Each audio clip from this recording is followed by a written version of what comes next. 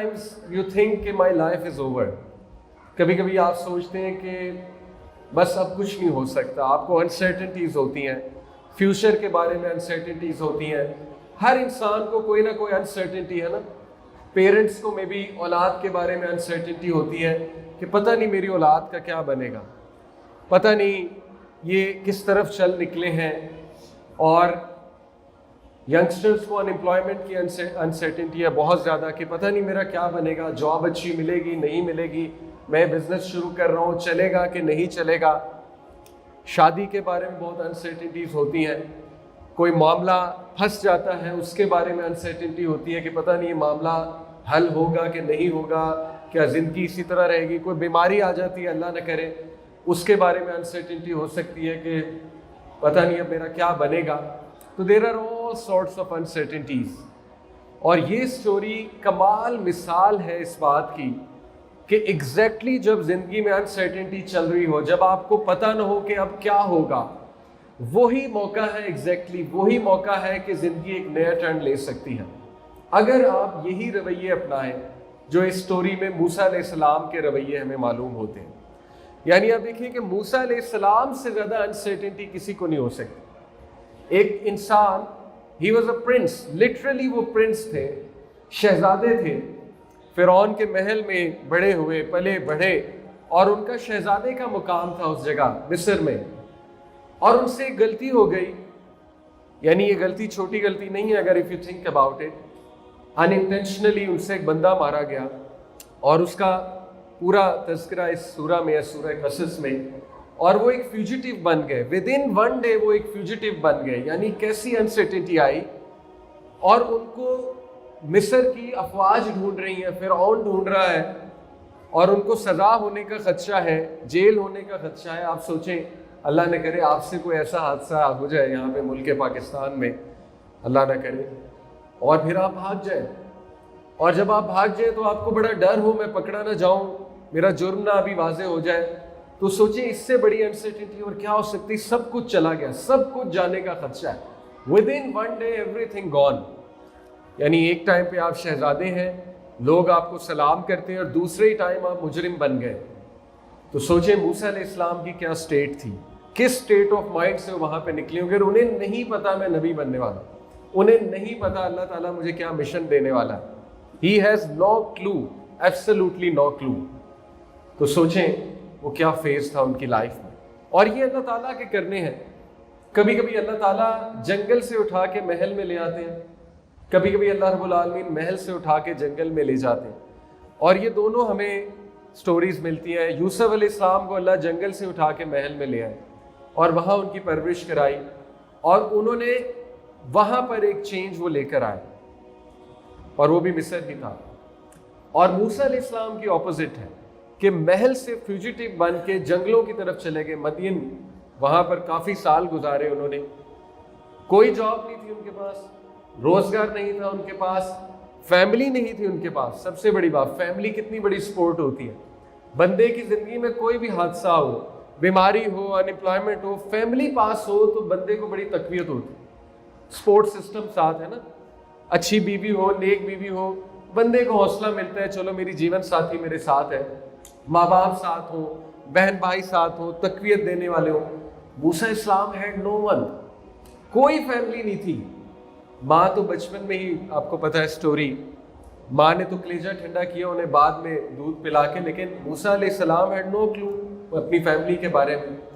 تو سوچیں بالکل اکیلے تھے, بالکل اکیلے تھے. تو بہت خوبصورت اسٹوری ہے, اور بڑے اس میں لیسنز ہیں ہمارے لیے. انشاءاللہ میں آپ کے سامنے جو لیسنز ہیں وہ رکھتا ہوں. ایک ایک آیت تو بیان نہیں کر سکوں گا, لیکن جو مین آیات ہیں وہ آپ کے سامنے رکھوں گا. تو سٹوری میں بہت سے ٹوسٹ ہیں, بہت سے سینز ہیں, اور سٹوری سٹارٹ ہوتی ہے literally from a baby in a cradle.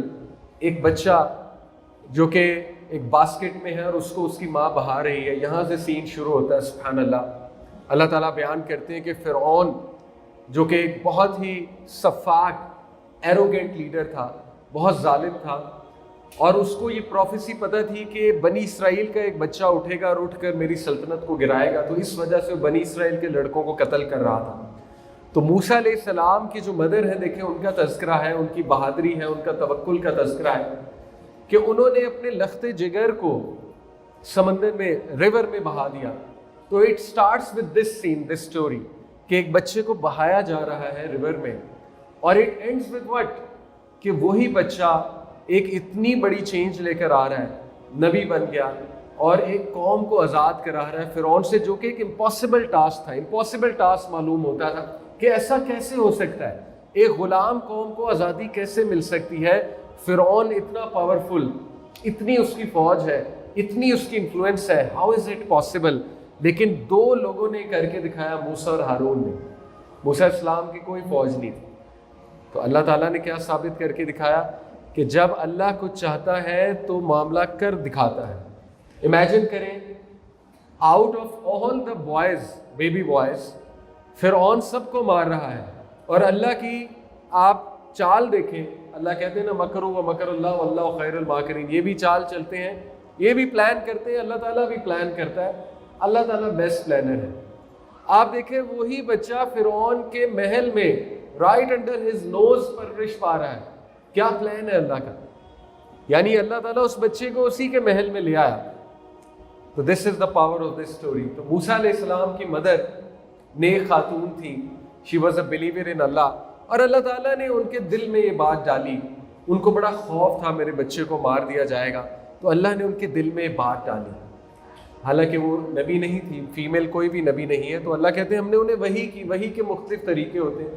اللہ تعالیٰ نے ان کو یہ الہام کیا، یہاں پہ وحی سے مراد الہام ہے. اور موسیٰ علیہ السلام کی مدر کا دل کو تقویت دی اللہ نے کہ آپ یہ رسک لیں. یہ بہت بڑا رسک تھا اپنے بچے کو بہا دینا ندی میں، اور اللہ نے انہیں خوشخبری بھی دی کہ ہم آپ کی آنکھیں ٹھنڈی کریں گے. اور اللہ نے کیسے ٹھنڈی کی، سبحان اللہ. واقعہ آگے جاتا ہے کہ موسیٰ علیہ السلام کو جو دودھ پلانے والی تھی، ان کی جو پرورش کرنے والی تھی فرعون کے محل میں، وہ انہی کی والدہ تھی. تو اللہ تعالیٰ نے واقعہ بیان کرتے ہیں کہ موسیٰ علیہ السلام کی والدہ نے انہیں جب دریا میں بہا دیا، تو آسیہ رضی اللہ تعالیٰ عنہ، فرعون کی وائف، وہ دریا کے پاس موجود تھی اپنی میڈس کے ساتھ. تو انہوں نے جب موسیٰ علیہ السلام کو دیکھا، بچے کو دیکھا، تو اسی وقت ان کا دل نرم ہو گیا، اور اسی وقت اللہ نے ان کے دل میں یہ بات ڈال دی کہ اس بچے کو اڈاپٹ کر. اور وہ اسے گھر لے گئیں اور اپنے ہسبینڈ کو کہا، فیرو کو، فرعون کو کہا کہ اس بچے کو ہم اڈاپٹ کرتے ہیں، اس کو اپنا بیٹا بناتے ہیں، یہ بچہ ہمارے لیے بڑا خیر کا باعث ہوگا. جبکہ اللہ کہتے ہیں کہ یہی بچہ آگے جا کے فرعون کے لیے دکھ کا باعث بنا. یہ باقاعدہ قرآن کے الفاظ ہیں، اس کے لیے بہت بڑا درد سر بنا. تو امیجن موسیٰ علیہ السلام ایز اے پرنس گرو اپ ہوئے اس محل میں.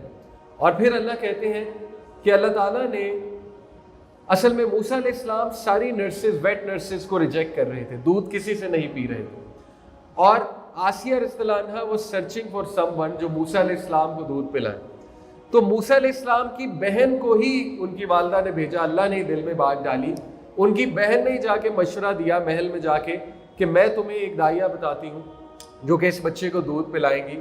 تو وہ موسیٰ علیہ السلام کی ہی مدر تھی، اور اللہ تعالیٰ نے اس طرح موسیٰ علیہ السلام کی والدہ کی آنکھوں کو ٹھنڈا کیا.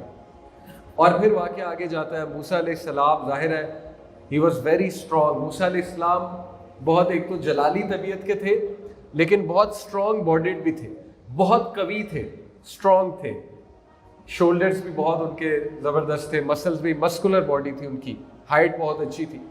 تو اللہ کہتے ہیں کہ جب وہ اپنی میچورٹی کو پہنچ گیا، اپنی پیک کو پہنچ گیا موسیٰ علیہ السلام، تو اللہ نے اسے علم بھی دی اور حکمت بھی دیا. علم بھی دیا اور حکمت بھی دیا.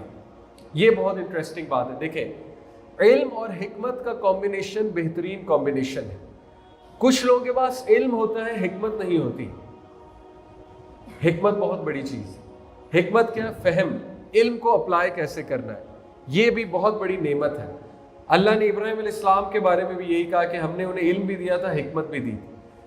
یوسف علیہ السلام کے بارے میں بھی اللہ نے یہی کہا کہ ہم نے انہیں علم بھی دیا اور ہم نے انہیں حکمت بھی دی.